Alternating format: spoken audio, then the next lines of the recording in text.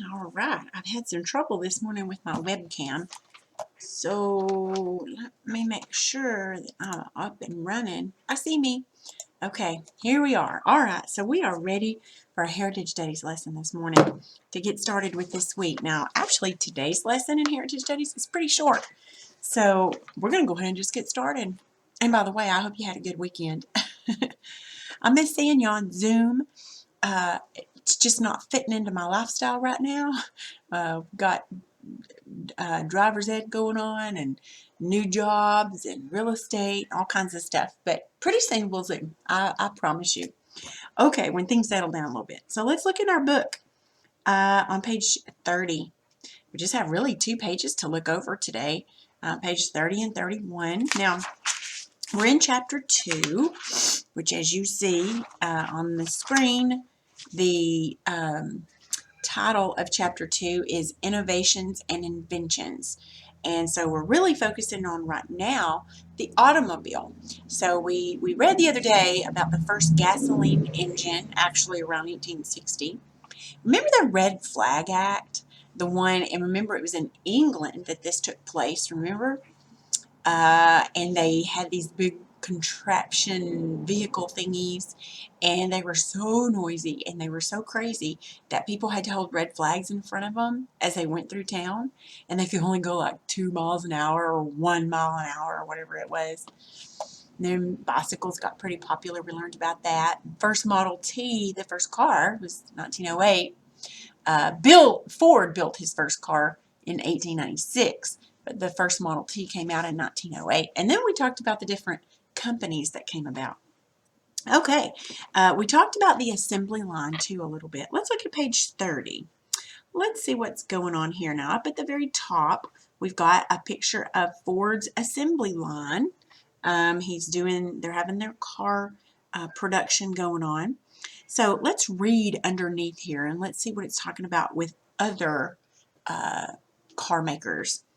Other car makers had tried the assembly line and had given up. Ford used it but made a major change. Rather than having the workers move from car to car, the cars moved from worker to worker. Ford built a factory with conveyor belts and overhead cranes to move the cars. The new system was a success. Now a Model T rolled out of the factory in 90 minutes. Wasn't it like 14 hours when we read that it took to make one? And now with the invention of the assembly line and little changes, little tweak into it, he could make a new Model T in 90 minutes. Wow. Ford's idea benefited business and American people as it spread to other companies. Before long, clothes and household goods were being made quickly on assembly lines. This caused prices to go down. More people could afford to buy more things.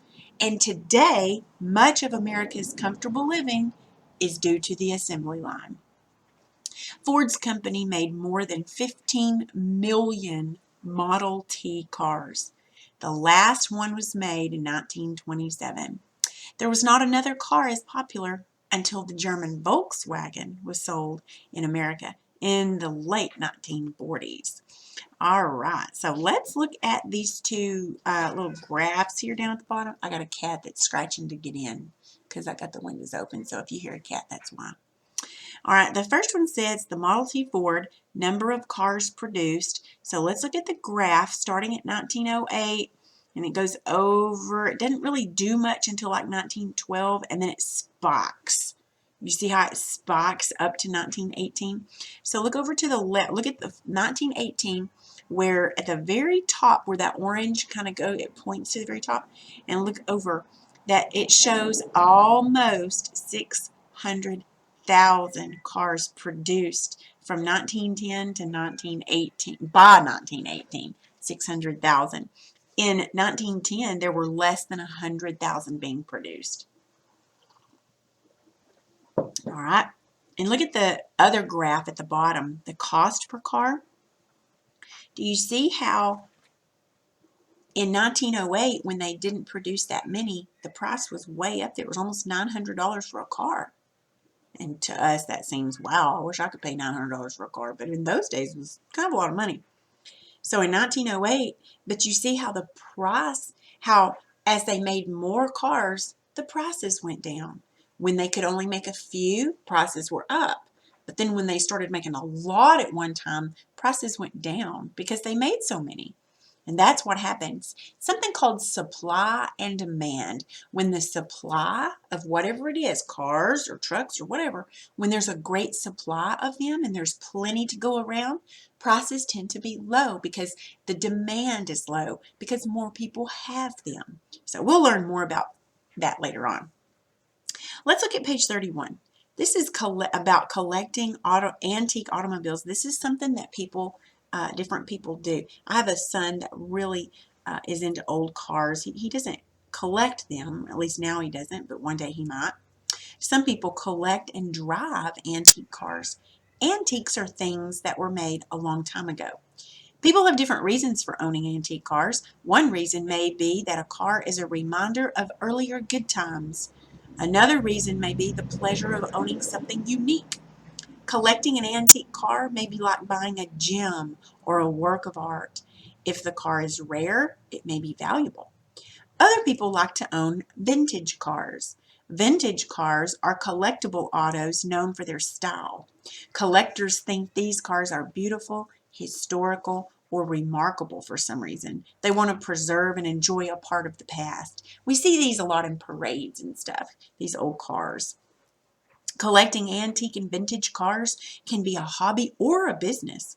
The old cars may need to be restored to look and run like new. Restoring and maintaining the cars still takes a lot of money.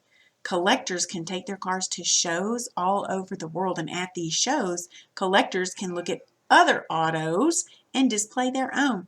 So here's some pictures at the bottom, and then it kind of gives the diagram, or it tells what each one of those is. So the 1932 Pierce Arrow, that's the one right above the writing at the bottom, the one, that red car. And then the 1928 Chrysler, that's the upper right. And then a restored 1911 Model T is right there on the right. See those different cars? One's 1932, one's 1928, one's 1911. They changed a lot, didn't they? Okay, well that is actually all of our reading today. So now I'm going to give you your assignment. Your assignment is in your work text. It's pages 24 and 25.